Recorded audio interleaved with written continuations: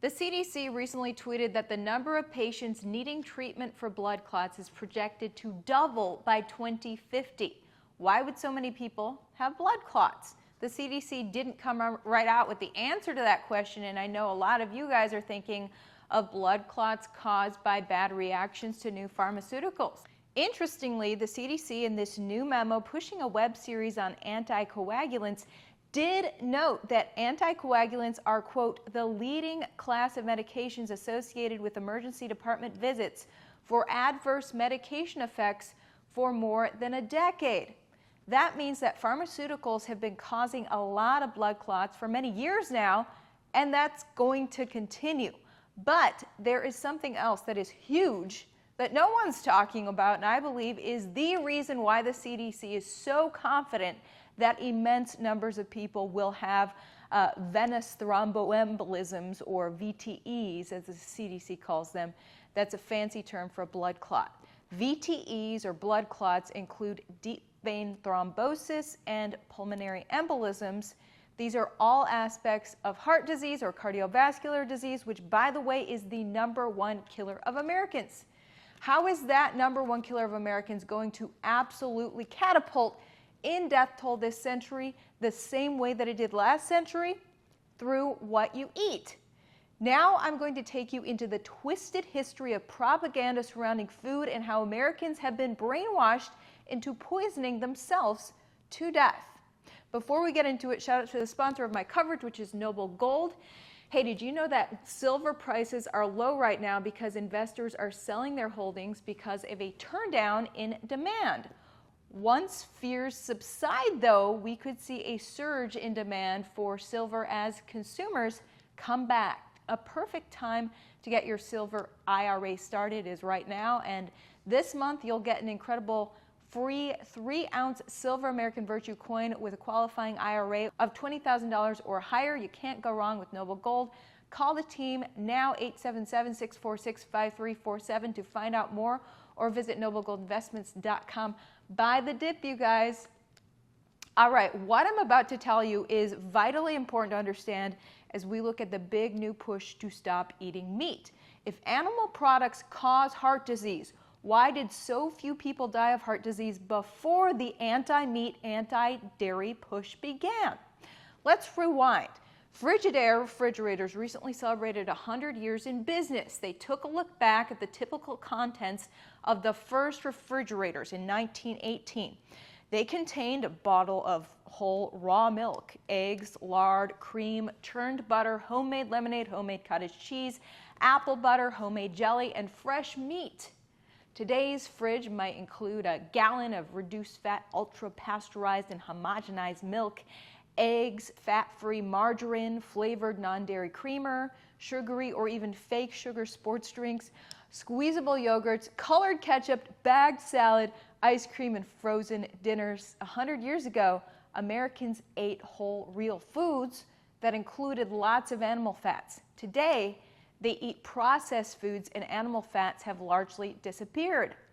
The basic advice we've heard our whole lives is that saturated fats in foods like butter, beef, pork, and cheese are bad for you.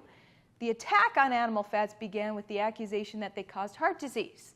Those saturated fats will clog your arteries, cause heart disease, heart attacks, and death, they said. But get this, in the US from the 1920s to the 1960s, heart disease skyrocketed while animal fat consumption dropped just as drastically. That doesn't make sense, does it?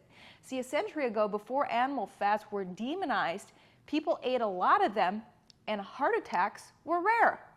The Baptist Ladies Cookbook of 1895 featured rib roast cooked in beef drippings, chicken with the skins and cream and drippings gravy on top, and vegetable recipes were cooked with heavy cream and fried in lard. Arguments that heart disease is more common because Americans are eating more animal fats don't add up. According to the U.S. Department of Agriculture, in 1909, people were eating an average 18 grams of butter per day and just 2 grams of vegetable oil. By 1985, people were eating 32 grams of vegetable oil per day and just 5 grams of butter. As you'll learn, certain plant oils are extremely bad for you. So how did the propaganda pushing you to consume them begin? Let's go to 1911. Two guys named Procter and Gamble, makers of soap and candles, invented Crisco. They had figured out how to save money on candle making by getting rid of the lard in candles and swapping in cheaper cottonseed oil subjected to a chemical process called partial hydrogenation. With the advent of electricity, fewer people were using candles, so why not convince consumers to cook and eat their product instead? That partially hydrogenated candle ingredient then became Crisco, a vegetable alternative to butter and lard.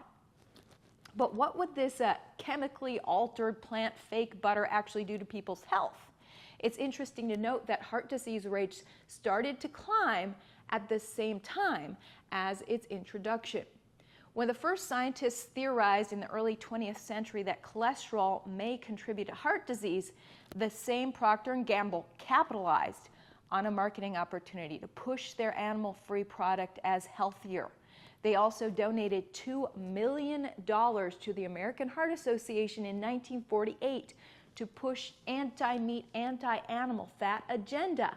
That funding put American Heart Association on the map, and it worked like a charm for Procter & Gamble. A few years later, the AHA officially revised its recommendations, telling people to reduce animal fat consumption and increase plant-based oil consumption. Fewer people indeed consumed animal fats after that, so why was heart disease beginning to skyrocket? As early as 1936, doctors Land and Sperry at Harvard University studied people who died suddenly. They looked at their cholesterol levels and compared it to the levels in their clogged arteries. They found no correlation. There were people with clogged arteries and low cholesterol, and there were people with healthy arteries and high cholesterol. But money talks, so the American Heart Association ran with Procter & Gamble's agenda, pumped out press releases to the media, and the media blindly parroted what they were told to naive audiences everywhere. Ever so slowly in recent years, though, people have been catching on to the science that shows cholesterol levels don't do much to predict heart disease. Every fat and oil is a combination of saturated, monounsaturated, and polyunsaturated fatty acids. In general, animal fats like butter contain 40 to 60% saturated fat and are solid at room temperature. Vegetable oils from temperate or northern climates contain mostly essential polyunsaturated fatty acids and are liquid at room temperature, but vegetable oils from the tropics are highly saturated. Coconut oil, for example, is 92% saturated. Tropical vegetable oils are liquid at warmer temperatures and harden in cooler temperatures. Why would a processed plant fat be harmful for you? Things make sense when you look at the molecular makeup of these fats. A saturated fatty acid consists of a hydrocarbon chain that has two hydrogen atoms attached to each carbon atom. They call it saturated because every carbon is loaded with two hydrogens. It's a compact molecule that causes this fat to be solid at room temperature. Animal fats like butter and tropical oils like coconut oil are high in these saturated fatty acid hydrocarbon chains. So a monounsaturated fatty acid looks similar. The only difference is that two hydrogen atoms are missing from the chain. The two carbons that are left with only one hydrogen then form a double bond with each other. This creates a bend in the hydrocarbon chain. It's harder for this molecule to solidify. It is liquid at room temperature and congeals and gets a little more solid under refrigeration. Foods high in monounsaturated fatty acids include olive oil, cashews, almonds, and avocados. Now we go to polyunsaturated fatty acids. They have two or more of these double bonds. They're missing four or more hydrogen atoms. Multiple kinks in the chain cause them to be the least stable fatty acid. They are liquid even under refrigeration. These include things like corn oil, cottonseed oil, flax oil, and canola oil. These oils can go rancid easily when subjected to heat. The hydrogen atoms sticking out at different angles easily break off. These hydrogens floating solo are known as free radicals, you guys. Polyunsaturated oils are considered rancid when they contain a lot of those free radicals that have broken off and are flying around and wreaking havoc on your body once you eat them. Free radicals can damage cells and contribute to the progression of cancer, cardiovascular disease, and aging.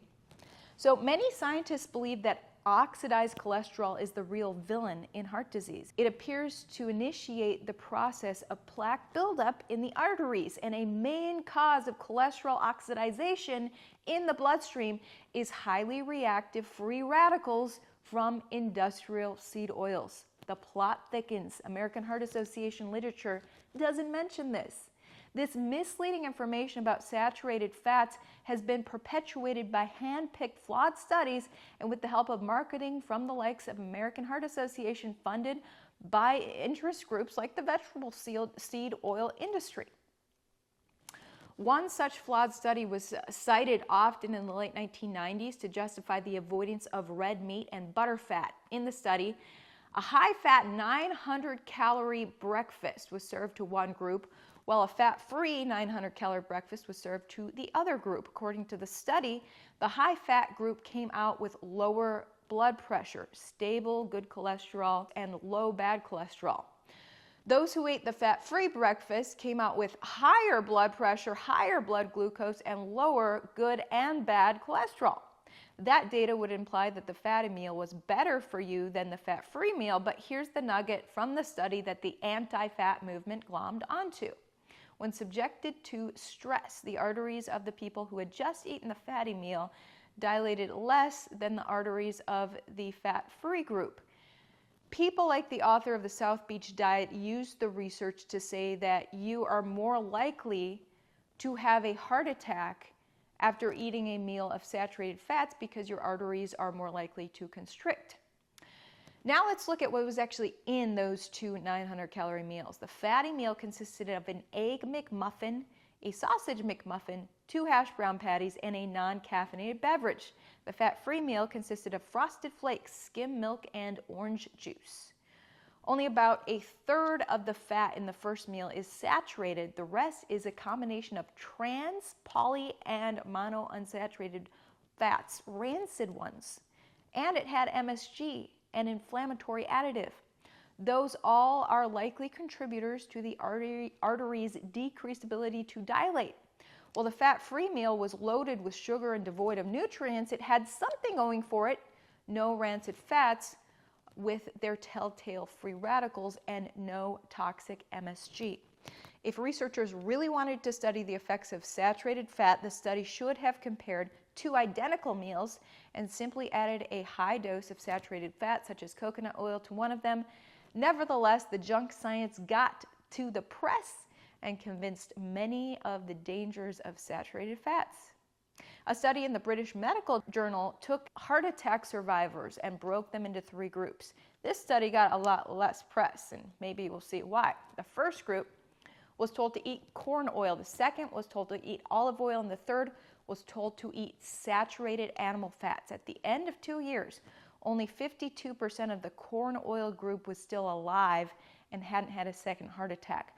The olive oil group fared a little better with 57% survival. In the saturated fat, animal fat group, they had 75% survival of its members still alive with no heart attacks. So the people eating saturated animal fats were the most successful. That study goes completely contrary to the American Heart Association propaganda. And then there's a 2013 study which asked middle-aged men to consume only omega-6 oils. Those are plant oils.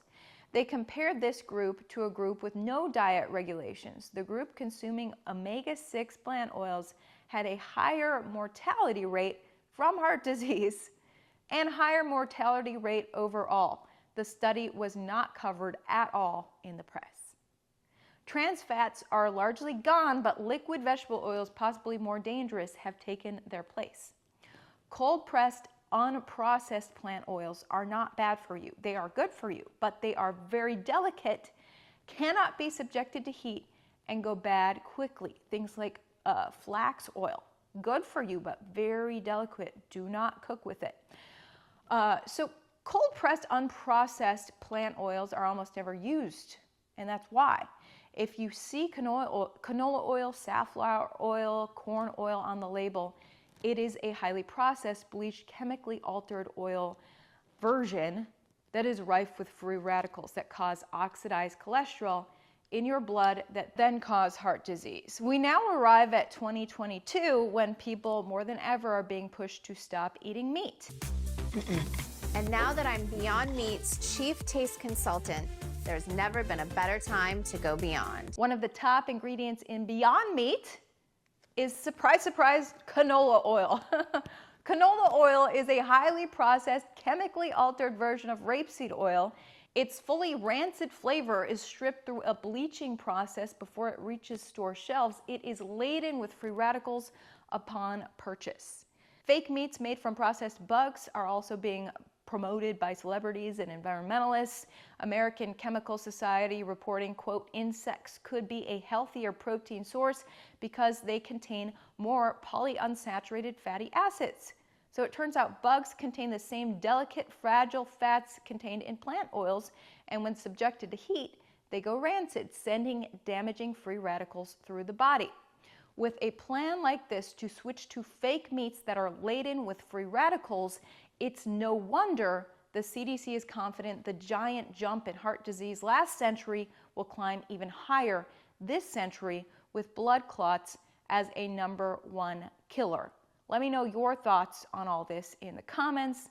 Like, subscribe, and share this with your meat-hating friends. We'll see you guys tomorrow.